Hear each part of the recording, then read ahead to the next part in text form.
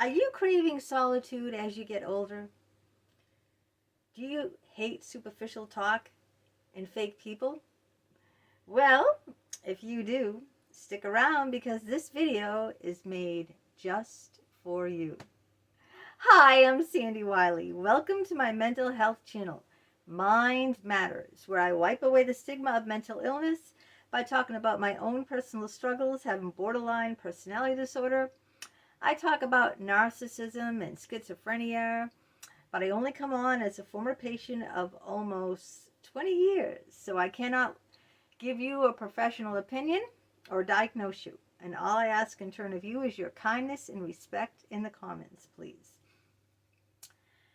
Now, let me tell you something about solitude and loneliness. They're not the same thing, all right?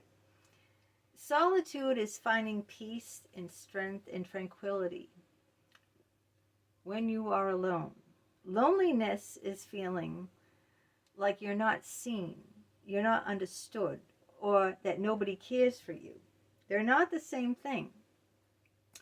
You can feel completely lonely in a big room of people. You can feel lonely at family get-togethers over holidays, where all your family and friends are. You can feel extreme loneliness in your relationships with your friends or your significant other, okay? It's not the same thing. Loneliness doesn't mean that, feeling lonely doesn't mean that you're, alone. You can be all alone and not feel lonely.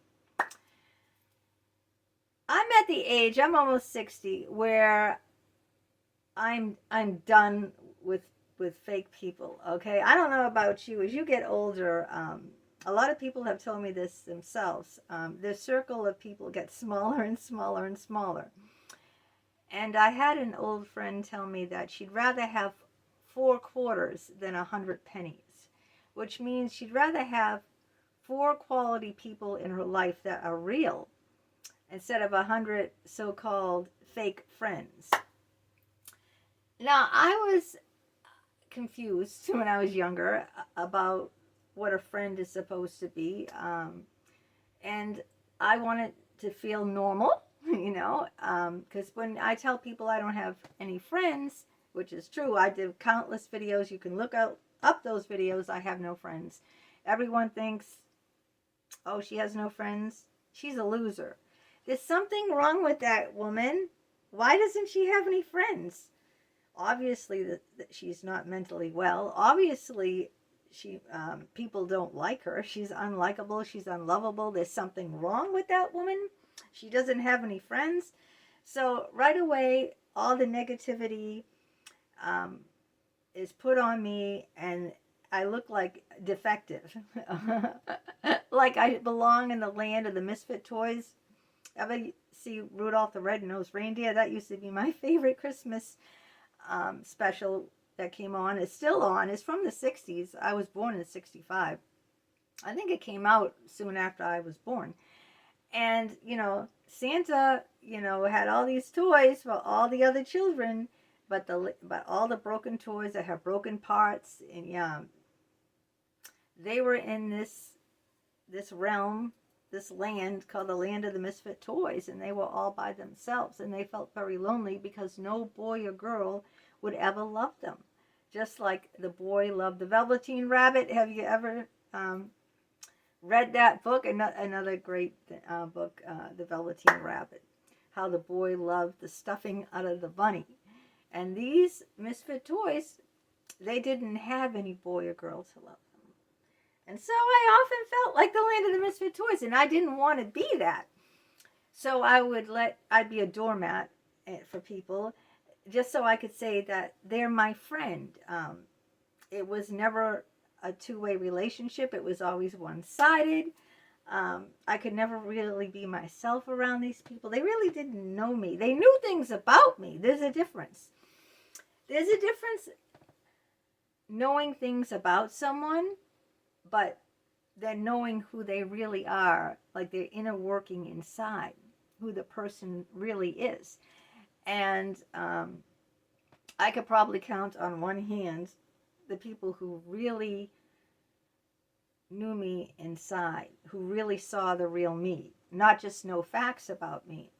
And I would say that my parents, my son, Austin, my husband, and the two psychologists, Dr. Richard Geis and Dr. James Barbaria, and an old friend of mine from college, Julia Darcy. And that's it. Those people I just mentioned right there, that is it. There is nobody else who really knows me. They might know a lot of things. They could tell you facts about me, but they don't know me. But I thought that, I felt, it was a stigma on me, like mental illness, like I'm doing this whole channel to wipe away that stigma about having mental illness. Well, I thought there was a stigma on me to have no friends. So it was more important to have, just like someone getting married, rather have a bad love than no love, because people look down on you if you don't have a husband at a certain age. In my generation, okay, not here, not now, but in my generation, talking about my generation, in my generation, people look down on you and think like, you're not married yet? And you're 30? What's wrong with you? And they would think that, you're used goods or no one wants you, or that's you're gay. God forbid that, there's something to, you should get to a shrink and, have that change. They did. I'm not kidding you. Back in my generation, they thought if you were a lesbian or you're gay, that you need to get to a shrink real fast, and they'll talk you out of that. They'll work you, and they'll correct that. That's a mental illness. They did. At one point, they thought that being gay was a mental illness, and that if you wanted to get out of that, you needed psychiatric help. Of course, that's not true. Of course not. And people don't think that way any longer. Well, maybe some of them do, But I thought that, I had to get married. I had to have the 2 children, I had to have the house. I had to have the job. I had to have the friends. I had to have I have to have the 9-to-5 job. I have to have the husband. I have to have the friends, the 2 children, and because I wanted to fit in, I wanted to belong. But you know what? I don't fit in. I fit out. You know what? I don't belong. All right. But it took me to be in my late 50s to realize, you know what? I'm just going to be me and screw everyone else. They don't like me. So what? This is what I say now. So what?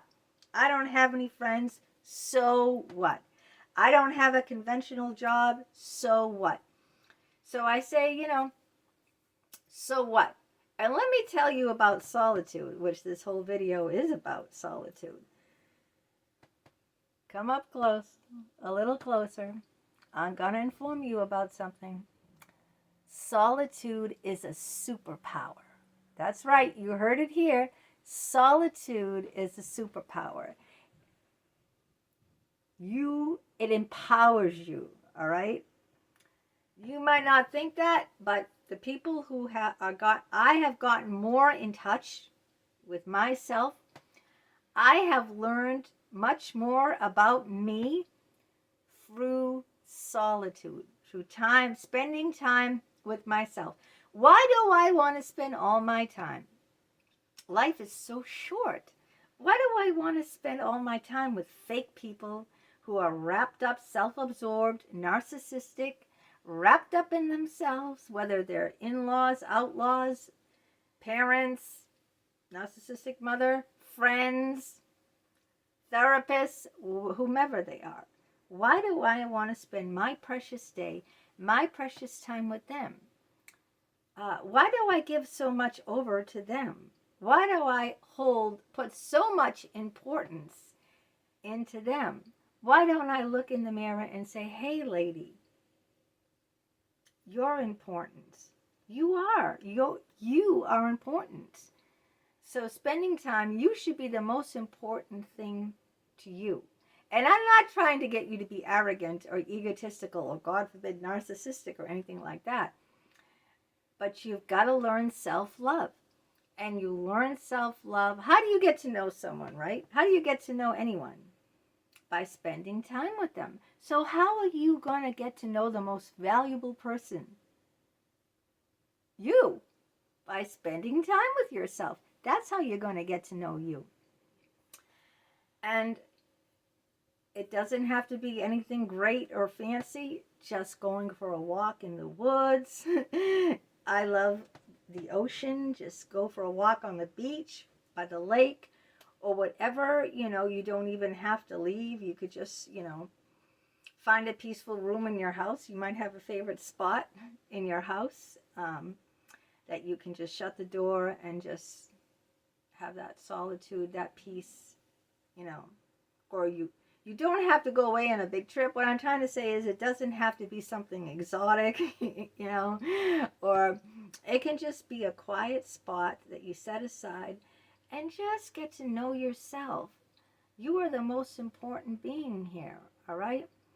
Don't be reaching out to all these fake people who don't really care about you, you know? Get to know yourself. It's a superpower. All right, let me know what you think in the comments below. If you are interested in any of one of these books that I have written, I've written about my psychologists who I've had sexual relationships with, and boards, and lawyers, and police, and about my schizophrenic father here, my childhood memoir, and my son who has autism.